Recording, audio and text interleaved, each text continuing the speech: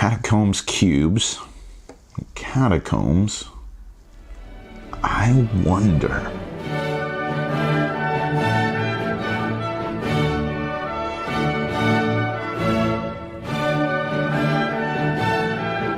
On second thought, maybe not. In Catacombs Cubes, you are building a city, the city from the rich, if somewhat limited, fiction of the Catacombs universe, but simple tile laying wouldn't do. No, in this game, you must employ some sort of physicality in order to earn the title of being a Catacombs game. And so, what if the resources that you use to build the city were the building blocks of the city itself, and thus the core concept of a game is born? Each round, the quarry foreman rolls these wonderful wooden dice, then the colors are paired together to make the quarry offers. The foreman can swap any two dice, then players take turns either selecting a pair of dice, applying their effects, or discarding the leftmost pair of dice and build a city tile. Dice give you the cubes, which you'll use to build your stuff, but also give you the ability to break your cubes into smaller parts or contribute single cubes to the palace. Contributing to the palace is a communal task, and every cube worth of space you contribute, you go up on the palace track, netting you points and cubes to your supply as rewards. But the player who finishes a palace tile gets the completion rewards. Remember, everyone gets credit for a project, but the last person to speak up will be the one the teacher remembers.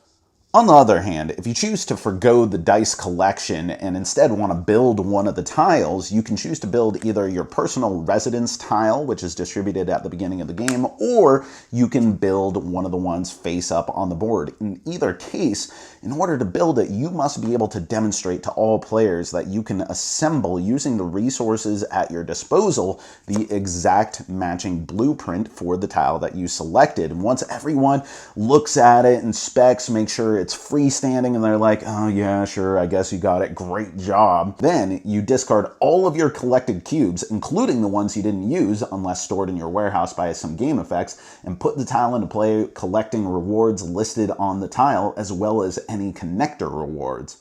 What are connector rewards? I'm glad you asked. Tiles have these little triangle thingies that when you make a connection, you get to choose a reward that corresponds to one of the two colors. In the case of a matching color, you get two of the reward that corresponds to that color. Most of the time you'll get bonus action coins, but you can also get cubes and points.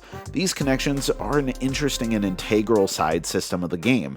Coins are kept face down and can be spent in addition to your normal action on stuff like chiseling pieces down, adding any type of cube from your supply to the palace, or swap dice around the quarry offering before selections.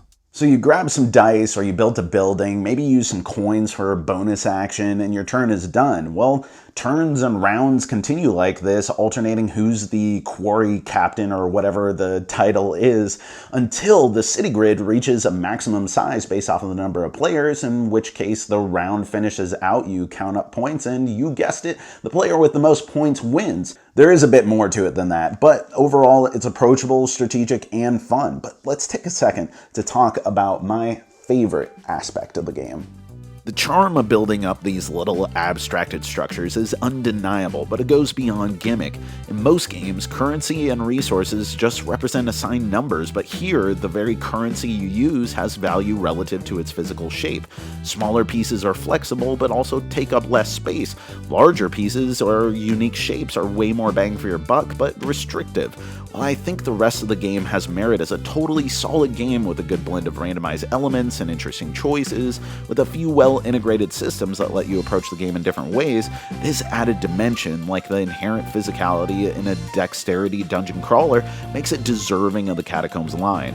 On the other hand, this is not a very conflict-heavy game, and the conflict-heavy variant, where you take resources from other players when there are none left in the supply, as opposed to taking a downgraded cube in the standard rules, may satisfy some, but I think it will feel at odds with the overall tone of the game for most players. Similarly, this is a game that requires you to conceptualize three-dimensional space. I love that the buildings have both a 3D image and little 2D diagrams with numbers representing the required height, but if you have a really hard time with spatial reasoning, this may not be the game for you. Luckily, that didn't prove the case for us. So yeah, I dig it. Not only do I like the gameplay, but I also appreciate the ambition that's involved. Like Catacombs itself, blending real-world physics with traditional strategy game concepts is super intriguing, and in doing so, it sets itself apart. Lastly, the game gives you some options both in and out of the box. There's a pretty decent solo mode and a more strategic variant where the quarry boss pulls chips from the bag and arranges them with 2 revealed and 1 face down. I think the dice are way cleaner, faster, and fit the tone of the game more, but it's there. And finally, there is this luxurious board-encompassing playmat that Elzra sent me that's available as a Kickstarter add-on. It's a nice, cohesive way to keep track of village boundaries and other elements, but it's totally optional. The base game won't feel incomplete without it, but it is very nice if you do get it.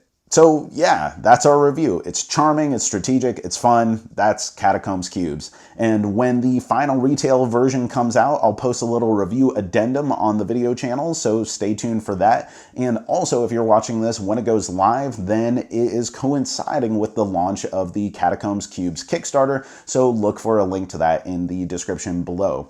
Thank you so much for watching. I've been Jack for the Cardboard Herald. If you enjoyed this video, we have all kinds of other reviews, interviews, and recommendations via writing, podcasts, and video here on our channel and website cardboardherald.com. Our content is audience supported, so if you want to show your support, please visit our Patreon. Thank you so much for watching. This has been the Cardboard Herald.